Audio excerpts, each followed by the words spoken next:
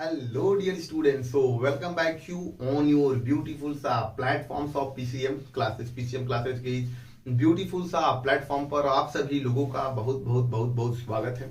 आज का जो हमारा नया चैप्टर और नया टॉपिक्स होने जा रहा है, जो कि हम आज पढ़ेंगे क्या, सिंपल हार्मोनिक मोशंस का पहला टॉपिक, जो कि हमको आज क्या क्या पढ़ना है। पीरियोडिक मोशंस क्या होते हैं, नॉन पीरियोडिक मोशंस क्या होते हैं, ऑक्सीलेशन क्या होता है, वाइब्रेटरी मोशंस क्या होते हैं, नॉन ऑक्सीलेटरी मोशंस क्या होते हैं। बहुत कुछ क्या करना है इसके में आज हमको सीखना है। तो यार वीडियो को पूरा लास्ट तक देखिएगा, ठीक है। सबसे पहले हम बात करते हैं सिंपल हार्मोनिक मोशंस के पहले टॉपिक्स के बाद, ठीक है। तो जो इसमें हमको मोशंस के बारे में जो हमको स्टडी देखने को मिलेगा, हालांकि आपने चौथा चैप्टर में एक मोशंस देखे हैं जो कि पढ़े हैं क्या, रेक्टिलिनियर मोशन या फिर हम बोले प्रोजेक्टाइल मोशन। ये सभी जो मोशंस आप पढ़े हैं वो किस कैटेगरी में आता है भैया? ये जो हम सिंपल हार्मोनिक मोशन जो चैप्टर पढ़ रहे हैं, वो जो मोशंस का जो कैटेगरी आता है वो नॉन पीरियोडिक मोशंस के कैटेगरी में डिवाइड करते हैं। कुछ समझ में नहीं आया, चलिए हम आपको शुरू से बताते हैं, ठीक है। मतलब जो हम एसएचएम में पढ़ने वाले हैं, एसएचएम आई होप आपको दिख रहा होगा ऊपर, ठीक है। हाँ, जो एसएचएम में पढ़ने वाले हैं मोशन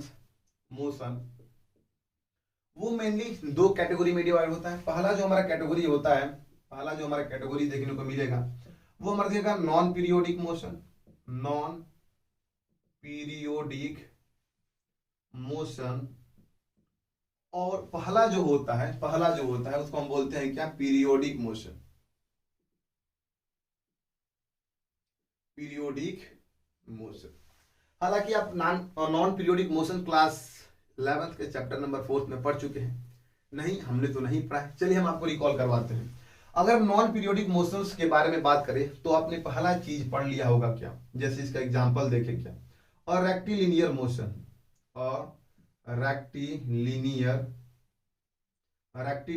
मोशन।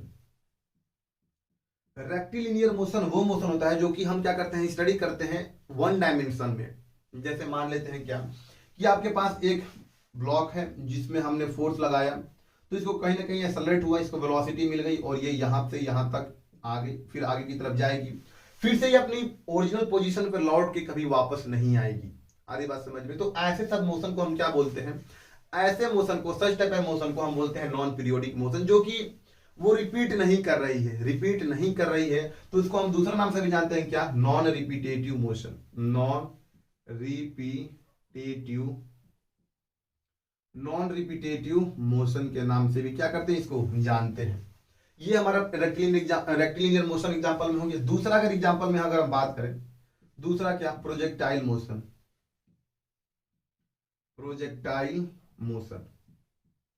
जो प्रोजेक्टाइल मोशन होता है, ये बताइए कि जैसे ही हम इसको पत्थर को फेंकेंगे कुछ देर बाद जाके इस ग्राउंड पे फिर से गिर जाएगा, फिर से क्या अपनी पोजीशन को रिपीट करेगा? नहीं रिपीट करेगा, 2-3 बार टप्पा खाएगा और फिर उसकी मोशन क्या हो जाएगी, रुक जाएगी। तो जो ऑब्जेक्ट अपनी फिर से पोजीशन को रिपीट नहीं कर रहा है उसको बोलते हैं नॉन पीरियोडिक मोशन। जैसे मान लेते हैं फॉर एग्जांपल रेक्टिलिनियर मोशन और दूसरा प्रोजेक्टाइल मोशन। तो ये जो कैटेगरी में डिवाइड करते हैं वो हमारा नॉन पीरियोडिक मोशन वाले कैटेगरी में डिवाइड करेंगे। और पीरियोडिक मोशन क्या करते हैं, जो कि अपने क्या करेंगे, जैसे इसका उल्टा हो जाएगा, जो कि अपने पाथ को बार बार इक्वल इंटरवल ऑफ टाइम पे रोटेट करते रहते हैं, मतलब उसी पोजीशन में फिर से घूम के आ जाएंगे, उसको बोलते हैं क्या, हम पीरियोडिक मोशन बोलते हैं। मतलब कि जो मोशन अपने आप अपनी पोजीशन को बार बार दोहराता रहे, उसको बोलते हैं क्या, हम पीरियोडिक मोशंस बोलते हैं। बहुत सारे एग्जांपल हैं यहाँ पर, ठीक है। तो उसको समझने से पहले हम थोड़ा इसको हम डिफाइन कर देते हैं कि पीरियोडिक मोशन क्या होता है। द मोशन which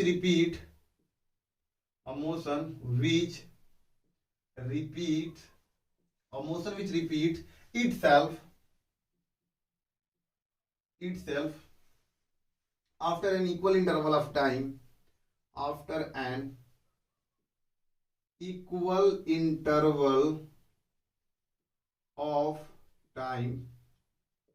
इस मोशन को हम क्या बोलते हैं, पीरियोडिक मोशंस बोलते हैं।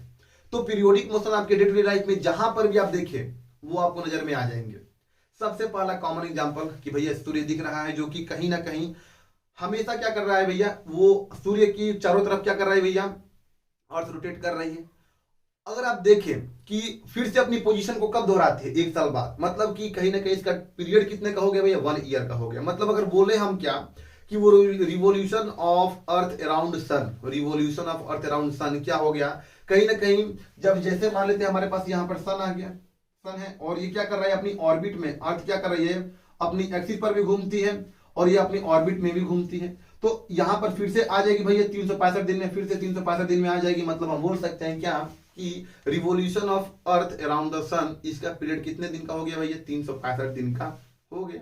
अरे बात समझ में, फिर से क्या करेगा अपनी पोजीशन पर फिर से लौट के आ जाएगा। दूसरा एग्जांपल एक सिंपल पेंडुलम का लें, तो सिंपल पेंडुलम में क्या होता है कि जैसे इसको पकड़ के यहां तक खींच देंगे और फिर छोड़ देंगे तो वो क्या करेगा, ऑक्सीलेट करता रहेगा ऐसे ऐसे। तो अपनी पोजीशन पर क्या कर रहा है, देखिए अपनी फिर से पोजीशन पर आ गया उसी इंटरवल ऑफ टाइम में। तो इन सभी मोशंस को हम किस कैटेगरी में रखते हैं भैया, पीरियोडिक मोशंस के कैटेगरी में रखते हैं। तो पीरियोडिक मोशन समझ लीजिए, पीरियोडिक मोशन वो मोशन होता है जो कि अपनी पाथ को, अपनी पोजीशंस को रिपीट करे इक्वल इंटरवल ऑफ टाइम में, उसको बोलते हैं क्या हम, पीरियोडिक मोशन। और जो मोशन अपनी पाथ पे, अपनी पाथ को या फिर अपनी पोजीशन को रिपीट नहीं करेंगे उसको बोलते हैं नॉन पीरियोडिक मोशन। अब जो पीरियोडिक मोशन होता है फिर से इसको हम दो भागों में डिवाइड करते हैं। फिर से क्या करेंगे, हम दो भागों में डिवाइड करेंगे। सबसे पहला जो हमारा कैटेगरी होगा, सबसे पहला जो हमारा कैटेगरी होगा क्या होगा कि ऑक्सीलेशन और दूसरा नॉन ऑक्सीलेटरी मोशन। ठीक है, तो इस चीज को हम यहाँ से इरेज कर देते हैं यहाँ से। ठीक है, तो पीरियोडिक जो मोशन होगा हमारा, पीरियोडिक मोशन, तो इसका एग्जांपल लिख लेते हैं भैया। इसका एग्जांपल क्या हो जाएगा, इसका एग्जांपल क्या हो जाएगा, circular motion, uniform circular motion. ठीक है, यूनिफॉर्म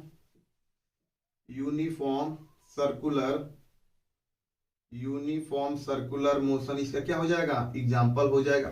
दूसरा एग्जांपल क्या हो जाएगा, रोटेशन ऑफ, दूसरा क्या हो जाएगा, rotation of earth about its own axis, about its own axis. क्या कर रहा है भैया, कहीं ना कहीं अर्थ भी अपने एक्सिस पर क्या कर रहा है, रोटेट कर रहा है वहां पर। तो फिर 24 घंटे बाद फिर से उसी एक्सिस पर रोटेट करेगा, फिर से उसी पोजीशन पर रोटेट करेगा। मतलब कि वो भी अपनी पाथ क्या कर रहा है, बार बार उसी पाथ पर रिपीट कर रहा है इक्वल इंटरवल ऑफ टाइम में। ये नहीं कि कहीं कहीं किसी दिन 25 घंटे में रोटेट करेगा, कहीं किसी दिन 26 घंटे में रोटेट करेगा, ऐसा तो नहीं होता ना। फिक्स इंटरवल ऑफ टाइम में देखिए यहाँ पर क्या लिख रहा है, इक्वल इंटरवल ऑफ टाइम में क्या करेगा, अपनी पाथ को रिपीट करेगा। तो ऐसे मोशन को हम क्या बोलते हैं, पीरियोडिक मोशन बोलते हैं। फिर दूसरा एग्जांपल यहां पर देखा जाए, ये पहला हो गया, ये दूसरा हो गया। तीसरा बोल सकते हैं क्या, रोटेशन, बहुत सारे ऐसे example, rotation of earth around sun. इसका जो पीरियड होता है, कितने दिन का होता है भैया, 365 दिन का होता है। और इसका जो पीरियड होता है कितने दिन का होता है, इसका जो पीरियड होता है 24 आवर का होता है आपका। ठीक है, rotation of earth around sun, जैसे सूर्य के चारों चक्कर लगा रही है पृथ्वी, तो कहीं ना कहीं 365 दिन में फिर से उसी पॉइंट पर आ जाएगी, फिर से 365 दिन उसी पॉइंट पर आ जाएगी। तो बार बार क्या कर अपने मोशन को रिपीट कर रहा है, तो हम बोलते हैं क्या है यहाँ पर, ये किसका एग्जांपल आ गया भैया, पीरियोडिक मोशन का एग्जांपल आ गया। फिर से बहुत सारे ऐसे एग्जांपल है, सिंपल पेंडुलम भी आप यहाँ पर लिख सकते हैं। ठीक है, सिंपल पेंडुलम भी आप यहाँ पर लिख सकते हैं, सिंपल पेंडुलम। ठीक है, तो ये सभी एग्जांपल क्या है, पीरियोडिक मोशंस के एग्जांपल है। अब हम बात कर रहे हैं, ये चीज यहां तक नोट डाउन कर लीजिए, अब हम बात करते हैं पीरियोडिक मोशंस को। फिर से हम क्या करते हैं, दो भागों में डिवाइड करते हैं। सबसे पहला जो हमारा होता है क्या, ऑक्सीलेटरी मोशन, और दूसरा क्या होता है, नॉन ऑक्सीलेटरी मोशन होता है यहाँ पर। ठीक है, तो हम पीरियोडिक मोशन को क्या कर रहे हैं, फिर से पीरियोडिक मोशन को हम क्या कर रहे हैं, फिर से हम इसको दो भागों में डिवाइड कर रहे हैं, यहाँ पर। ठीक है, तो पीरियोडिक मोशंस को जैसे हम इसमें दो भागों में डिवाइड करेंगे, पहला जो हो जाएगा क्या हमारा, पहला होगा हमारा ऑक्सीलेटरी मोशन, और दूसरा जो हो जाएगा क्या हमारा, नॉन ऑक्सीलेटरी मोशन।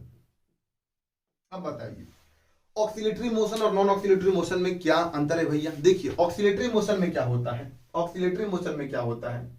यहां पर समझिए कि इसमें भी क्या होता है, मोशन होता है, लेकिन यहां पर क्या होता है, टू एंड फ्रो मोशन होता है, बैक एंड फोर्थ मोशन होता है, और एक उसमें एक मीन पोजीशन होती है, फिक्स पोजीशन होती है, जहां पे वो क्या होगा, पार्टिकल रेस्ट पर होगा शुरुआत में, फिर से वो अपनी फिक्स पोजीशन की तरफ क्या करती रहती है, वैसे चारों तरफ ऑक्सीलेट करती रहती है, रोटेट करती रहती है, मतलब ऑक्सीलेट करती रहती है। उसको हम क्या बोलते हैं, इसको बोलते हैं ऑक्सीलेटरी मोशन बोलते हैं। मतलब अगर इसको हम डिफाइन करें कि वो मोशन जो कि अपनी फिक्स्ड पोजीशन, इसमें हमेशा क्या होगा, फिक्स्ड पोजीशन होगा।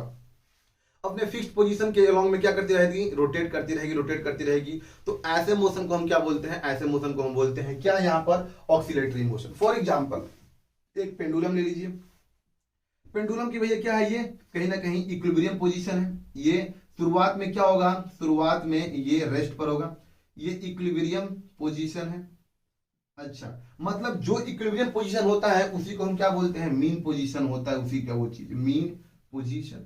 अब ये बताइए, मीन पोजीशन को फिर से हम बोल सकते हैं क्या, जहां पे नेट फोर्स क्या लगे, जीरो लगे। मतलब देखिए यहां पर क्या है, इस ऑब्जेक्ट मूव तो नहीं कर रहा है ना, मतलब कि अगर बोला जाए नेट फोर्स वो क्या है, यहां पर जीरो हो जाए। नीचे एक mg फोर्स काम कर रहा है, ऊपर एक धागे में टेंशन जनरेट हुआ है, जिसको इसको बैलेंस कर देगा, नेट फोर्स जीरो होगा। तो ये क्या हो गया, इक्विलिब्रियम पोजीशन हो गया। अब जैसे ही इक्विलिब्रियम पोजीशन से इधर खींच के यहां पर पेंडुलम को लाएंगे, जैसे ही इक्विलिब्रियम पोजीशन से इस पेंडुलम को खींच के लेकर यहां पर आएंगे, तो क्या होगा, फिर से अपने मीन पोजीशन पर जाना चाहती है चीज, फिर से मीन पोजीशन पर जाना चाहती है, फिर से तो फिर से क्या करेगा, ये यहां पर आ जाएगा, फिर ये क्या करेगा, फिर उसी पोजीशन पर आ जाएगा इक्वल इंटरवल ऑफ टाइम में। तो ये देखिए टू एंड फ्रो मोशन हो रहा है, back and forth to and fro motion होता है।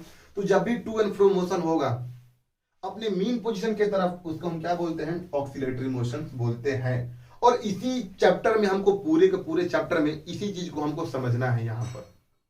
अरे बस समझ में। तो यहाँ पर हम लिख लेते हैं क्या, इसका हम लिख लेते हैं यहाँ पर क्या, इसको हम यहाँ पे लिख लेते हैं, क्या लिखेंगे कि टू एंड फ्रो मोशन, इसको हम यहाँ पर लिख लेंगे क्या, to and fro motion, back and forth motion, back and forth. मतलब बैक एंड फोर्थ मोशन कहां पर होता है, आगे पीछे। मतलब जब झूला झूलते हैं तो झूले झूलने वाला भी क्या होगा भाई, एग्जांपल क्या होगा, ऑक्सीलेटरी मोशन का होगा। जो शुरुआत में अगर बैठे होंगे तो बस रेस्ट पर होंगे, आप भी खोज लेंगे, कोई पार्टनर आएगा तो हमको झुलाएगा। तो शुरुआत में क्या थे, अपने मीन पोजीशन पर थे, और जैसे ही पार्टनर आपका आया फिर से आपको पकड़ के, इससे कॉलर पकड़ के पीछे लेकर जाता है, फिर आगे लेकर जाता है, छोड़ देता है। तो आप क्या करते रहते हैं, ऑक्सीलेट करते रहते हैं, ऐसे ऐसे ऑक्सीलेट करते रहते हैं मीन पोजीशन की तरफ। मतलब मीन पोजीशन पर हमेशा आप आएंगे, अरे बात समझ में। तो मीन पोजीशन तरफ ऑक्सीलेट करते रहते हैं, या फिर टू एंड फ्रो मोशन करें सिंपल पेंडुलम के जैसा, या फिर आगे पीछे मूव करें बैक एंड फोर्थ मोशन। तो यहाँ पर क्या होगा, to and fro motion back and forth motion करेगा about its mean position, about its mean position at a regular interval of time, regular interval of time. ये नहीं कि एक बार ऑक्सीलेशन किया तो 2 सेकंड लिया, फिर दूसरा बार ऑक्सीलेशन करा तो 4 सेकंड उसी पोजीशन पर जा रहा है, नहीं, हर एक रेगुलर इंटरवल ऑफ टाइम होना चाहिए। तो ऐसा मोशन को क्या बोलते हैं, इन सभी मोशन को बोलते हैं ऑक्सीलेटरी मोशन। फॉर एग्जांपल यहां पर इसका एग्जांपल क्या हो जाएगा भैया, अ सिंपल पेंडुलम क्या होता है भैया, सिंपल पेंडुलम देखे होंगे, वो क्या करता है, ये इसकी मीन पोजीशन की तरफ ये क्या करता रहेगा, हमेशा ऑक्सीलेट करता रहेगा, हमेशा क्या करता रहेगा, ऑक्सीलेट करता रहेगा यहाँ पर। फॉर एग्जांपल दूसरा अगर एग्जांपल दें कि अगर ये एक सरफेस फिक्स्ड है और इस सरफेस के साथ क्या करते हैं कि स्प्रिंग अटैच कर देते हैं और इस पर एक ब्लॉक ऑफ मास एम रख देते हैं। अब देखिए कहीं ना कहीं शुरुआत में यहाँ पर ये रेस्ट पर होगा, और ये जब रेस्ट पर होता है तो यही इसकी मीन पोजीशन हो जाती है। जैसे इसको डिस्प्लेसमेंट एक्स खींचेंगे, डिस्प्लेसमेंट दे दिए, फिर से क्या करेगा भैया, अपनी छोड़ देंगे तो वो ऑक्सीलेट करता रहेगा। इसका मतलब मीन पोजीशन के तरफ क्या कर रहा है, ये ऑक्सीलेट कर रहा है। तो ये भी क्या आ जाएगा, ये जो एग्जांपल है स्प्रिंग ब्लॉक सिस्टम का, ये जो एग्जांपल है स्प्रिंग ब्लॉक, ठीक है, स्प्रिंग ब्लॉक, ठीक है, जो कि क्या है, स्ट्रेच्ड करके छोड़ दिए हैं। तो वो एग्जांपल किसका है भैया, ऑक्सीलेटरी मोशन का, जो कि अपने मीन पोजीशन की तरफ क्या करता रहेगा, ऑक्सीलेट करता रहेगा। और जस्ट इसका उल्टा हो जाएगा किस केस में, नॉन ऑक्सीलेटरी मोशन में। नॉन ऑक्सीलेटरी मोशन में क्या होगा, which do not rotate about its mean position, ठीक है, which do not move about its mean position. तो लिख सकते हैं कि those motion which do not move about its mean position, उसको हम क्या बोलते हैं, उसको बोल देते हैं क्या, नॉन ऑक्सीलेटरी मोशन बोल देते हैं यहाँ पर। फॉर एग्जांपल इसका एग्जांपल क्या हो जाएगा, इसका एग्जांपल हो जाएगा a uniform circular motion, uniform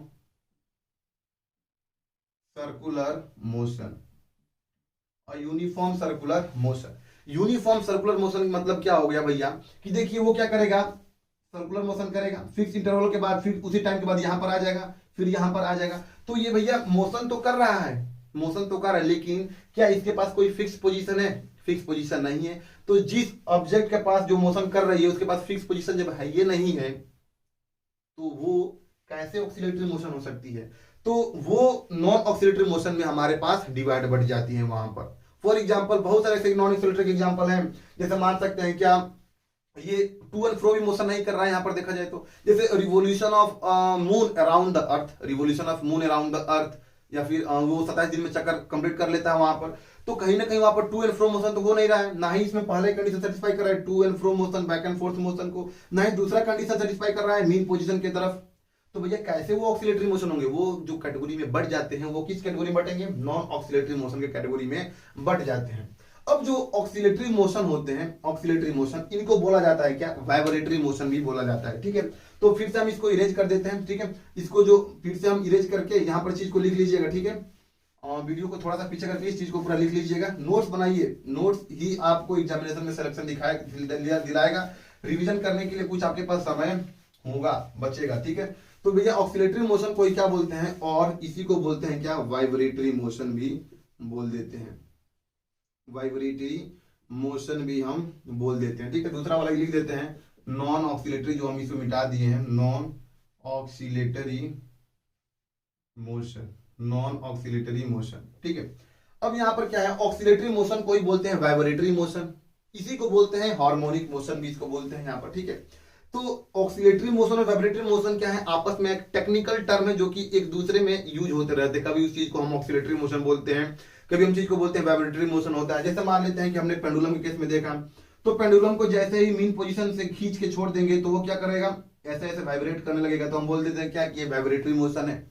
यहाँ पर थोड़ी सी बस अंतर समझना, यहाँ पर क्या है कि वही वाइब्रेटरी मोशन ऑक्सीलेटरी कब बन जाती है और वही वाइब्रेटरी मोशन वाइब्रेटरी मोशन कब बन जाती है। समझिए यहाँ पर कि अगर अगर अगर अगर उसकी फ्रीक्वेंसी, इसकी कहीं ना कहीं फ्रीक्वेंसी होगी, अगर इसकी फ्रीक्वेंसी बहुत ज्यादा हो जाए, मतलब एक सेकेंड में बहुत बार क्या करे? अपना मोशन को, अपना ऑक्सीलेशन कर ले, अपने मोशन को कंप्लीट कर ले, एक सेकेंड में बहुत ज्यादा बार क्या करे? टू एंड फ्रो मोशन कर जाए, उसको हम क्या बोल देते हैं? वाइब्रेटरी मोशन बोल देते हैं यहाँ पर। ठीक है, तो लिख सकते हैं क्या? If frequency, if motion of frequency is large. ठीक है, इफ फ्रीक्वेंसी इज लार्ज, अगर फ्रीक्वेंसी ज्यादा है तो दैट ऑक्सीलेशन, उस ऑक्सीलेशन को हम क्या बोलते हैं?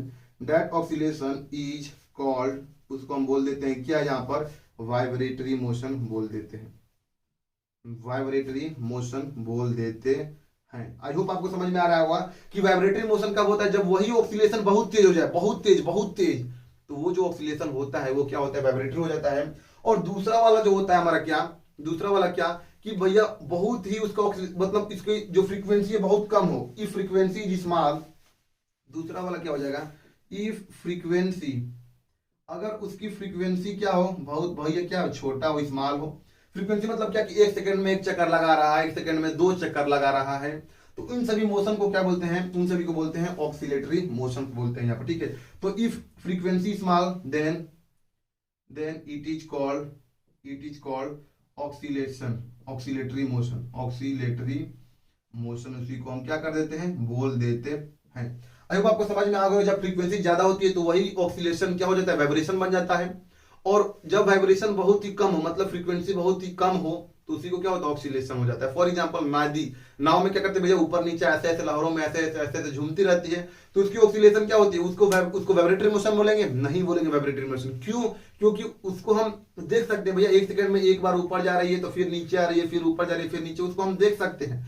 और जिसको हम क्या करें? सिंपल, इजी टू एनालाइज हो, जिसको हम आसानी से देख सके, उसी को तो हम पढ़ पाएंगे यहाँ पर। उसी को हम बोलते हैं क्या? Simple harmonic motion. तो simple harmonic motion is nothing but वैसा मोशन जिसको हम आसानी से इजी टू विजुअलाइज हो जाए, इजी टू अंडरस्टैंड हो जाए, उसको बोलते हैं सिंपल हार्मोनिक मोशन। ये नहीं कि हम पढ़ने लगे इस चैप्टर में बहुत, जैसे मान लेते हैं फ्रीक्वेंसी, अगर एसी करंट की देखेंगे तो एसी करंट की फ्रीक्वेंसी बहुत ज्यादा होती है, बहुत ज्यादा होती है, तो उसको क्या बोलते हैं? वाइब्रेटरी मोशन बोल सकते हैं। ठीक है, इलेक्ट्रॉन क्या करेंगे? आपस में वाइब्रेट करेंगे, वाइब्रेशन में होंगे बहुत ज्यादा, एक सेकंड में 50 बार ऑक्सीलेट करते हैं, 50 बार अप, 50 बार डाउन, 50 बार अप, 50 बार डाउन, ऐसे आपको देखने को मिलता है यहाँ पर। ठीक है, तो उस मोशन को तो हम पढ़ नहीं पाएंगे। हम क्या करेंगे इस चैप्टर में? वहां पर पढ़ेंगे, सिंपल सिंपल पढ़ेंगे, मतलब कि हम जिसको इजी टू एनालाइज कर सके, मतलब ऐसे सिंपल पेंडुलम के बारे में पढ़ लेते हैं, स्प्रिंग ब्लॉक सिस्टम्स के बारे में हम पढ़ लेते हैं। स्प्रिंग ब्लॉक सिस्टम में क्या होता है कि जैसे खींच के छोड़ देंगे तो ऐसे ऐसे ऐसे ऐसे क्या करेंगे, ऑक्सीलेट करेंगे, तो इसको हम आसानी से देख सकते हैं। तो अब जो क्या होता है, जो ऑक्सीलेटरी मोशन होता है फिर से दो कैटेगरी में डिवाइड हो जाता है आपका। पहला जो होता है आपका एसएचएम और दूसरा होता है नॉन एसएचएम, ठीक है। तो यहाँ पर इसको हम फिर से लिख देते हैं यहाँ पर क्या, ठीक है। तो ऑक्सीलेटरी वाइब्रेटरी कब बनता है, समझ में आ गया, जब इसकी फ्रीक्वेंसी ज्यादा हो जाए ऑक्सीलेशन की तो यही वाइब्रेटरी मोशन हो जाती है, और फ्रीक्वेंसी कम हो तो वही ऑक्सीलेटरी मोशन हो जाती है, ठीक है। अब यही क्या होगा, यही देखिए, यही जो ऑक्सीलेटरी मोशन होगा दो प्रकार में फिर से बढ़ जाएगा। पहला जो आपका हो जाएगा क्या, पहला जो आपका हो जाएगा एसएचएम, पहला हो जाएगा आपका एसएचएम, और दूसरा क्या हो जाएगा आपका नॉन एसएचएम, नॉन एसएचएम। अच्छा भैया, अब तो कोई कैटेगरी नहीं है ना, अब इसका कोई कैटेगरी नहीं है, यही हमारा क्या है लास्ट है एसएचएम और दूसरा नॉन एसएचएम, जो कि हमको पढ़ना है। मतलब जिसका ऑक्सीलेशन कम उसी का पढ़ना है, मतलब simple pendulum, spring block system जिसको स्ट्रेच करके छोड़ दिए, यही हम सबको पढ़ना है। अब जो एसएचएम क्या होता है, एसएचएम मतलब क्या, सिंपल हार्मोनिक मोशन, मतलब कि जिसकी वाइब्रेशन बहुत ही स्मॉल हो। अरे बात समझ में, तो उसको बोलते हैं क्या, simple harmonic motion. For example क्या, सिंपल हार्मोनिक मोशन में हमको क्या पढ़ना है, देखिए अगर हमारे पास एक पेंडुलम है, अगर इसमें हमारे पास क्या एक पेंडुलम है, अगर इस पेंडुलम को खींच के यहाँ पर छोड़ दे, यहाँ पर खींच को एक्स डिस्टेंस से छोड़ दे, तो क्या करेगा, फिर से एक इधर की तरफ एक फोर्स लगेगा जो कि अपनी मीन पोजीशन की तरफ हमेशा आना चाहता है, वही तो होता है भाई ऑक्सीलेटरी मोशन, और उसी में आता है एसएचएम। मतलब कि जो ऑब्जेक्ट को यहाँ पर देखिए एक्स डिस्प्लेसमेंट कर दिए हैं, तो कहीं ना कहीं इसमें एक नेट रिस्टोरिंग फोर्स जो कि इसके पीछे ला रही है, अपने मीन पोजीशन की तरफ हमेशा जो पीछे लाएगी उसको बोलते हैं रिस्टोरिंग फोर्स।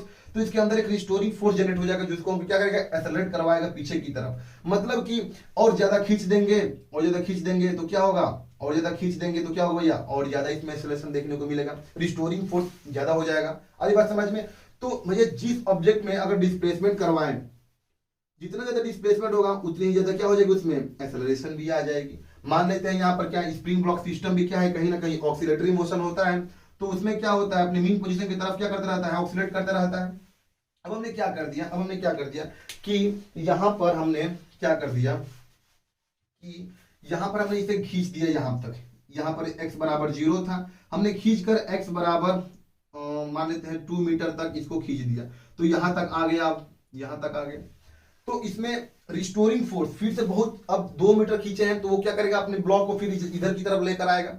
तो कहीं ना कहीं इसमें एक अंदर एक अपोजिट डायरेक्शन में, डिस्प्लेसमेंट का अपोजिट डायरेक्शन में क्या होगा, एक रिस्टोरिंग फोर्स जनरेट हो जाएगा, और फोर्स जनरेट होने से क्या होगा, एक्सेलरेशन भी होता है, क्योंकि फोर्स बराबर mass into acceleration.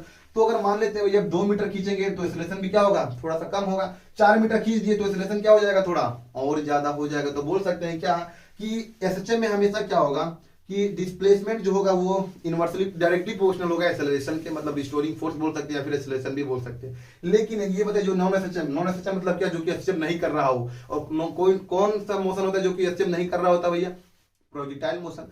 Projectile motion जब एक बार करा देंगे तो क्या अपने पास वापस आएगा, नहीं आएगा, वो चला जाएगा भैया अपने आप, ठीक है। तो उसमें कोई ना कोई नहीं रिस्टोरिंग फोर्स आएगा, वो कोई ऐसा फोर्स ही नहीं जो कि उस मोशन को पीछे की तरफ लाए प्रोजेक्टाइल मोशन में। तो वो सभी क्या होते हैं, नॉन एसएचएम होते हैं। मतलब यहाँ पर क्या हो कि एक्सेलरेशन जो हो वो डायरेक्टली प्रोपोर्शनल ना हो, डायरेक्टली प्रोपोर्शनल ना हो नॉन एसएचएम में। लेकिन एसएचएम में क्या होता है, acceleration is directly proportional to displacement. आ रही बात समझ में। तो यही सब हमको पढ़ना है आगे एसएचएम में, जितने भी इंपॉर्टेंट टर्म्स हैं जो कनेक्टेड है इससे, जैसे मान लेते हैं एम्पलीट्यूड क्या होता है, टाइम पीरियड क्या होता है, फ्रीक्वेंसी क्या होता है, एंगुलर फ्रीक्वेंसी क्या होता है, फेज क्या, मतलब सब कुछ क्या करेंगे आगे की इस वीडियो में पढ़ेंगे। अगर आपको ये लेक्चर देखने में अच्छा लगा है तो प्लीज छोटे भाई को सपोर्ट करिए, सपोर्ट नहीं करेंगे तो कहीं ना कहीं यूट्यूब की गहराई में दब जाएगा और मुझे ऊपर मतलब मैं ऊपर भी नहीं उठ पाऊंगा, यूट्यूब की गहराई इतनी ज्यादा है। तो यार सपोर्ट करिए, सब्सक्राइब करिए, अपने फ्रेंड्स के मांग शेयर करिए वीडियो को, ताकि यार मुझे मोटिवेशन मिले ऐसे ऐसे ढेर सारी नए नए वीडियोस बनाने के लिए। मिलते हैं किसी और नई वीडियो में, तब तक के लिए आप अपना सेहत का ध्यान रखिए। जय हिंद, जय भारत, वंदे मातरम।